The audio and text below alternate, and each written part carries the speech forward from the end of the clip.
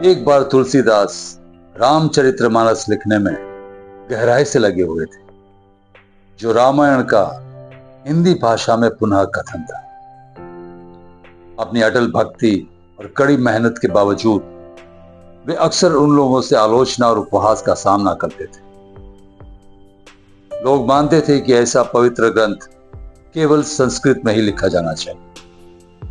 अपने आसपास की नकारात्मकता से हताश होकर तुलसीदास ने मंदिर जाने का फैसला किया, ताकि वे शांति और मार्गदर्शन प्राप्त कर सके।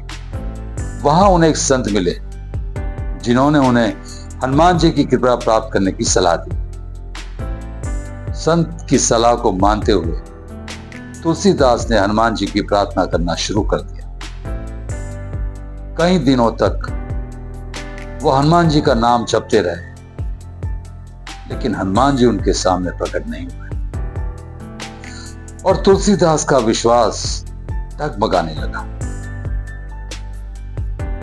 एक दिन जब हताश होकर तुलसीदास मंदिर में बैठे थे, एक बूढ़ा व्यक्ति उनके पास आया।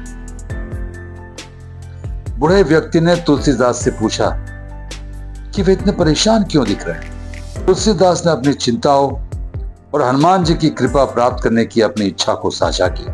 उस बूढ़े ने तुलसीदास को आश्वासन दिया कि उनके प्रयास व्यर्थ नहीं है और सच्ची भक्ति कभी भी ईश्वर की दृष्टि से अछूती नहीं रहती। बूढ़े व्यक्ति के शब्दों से प्रेरित होकर तुलसीदास ने अपनी प्रार्थनाओं को नए उत्साह के साथ फिर से शुरू किया। फिर क्या था, कुछ रातों के बाद हनुमान जी तुलसीदास के सामने प्रकट होकर उन्हें उनकी अटल आस्था और समर्पण के लिए आशीर्वाद दिया।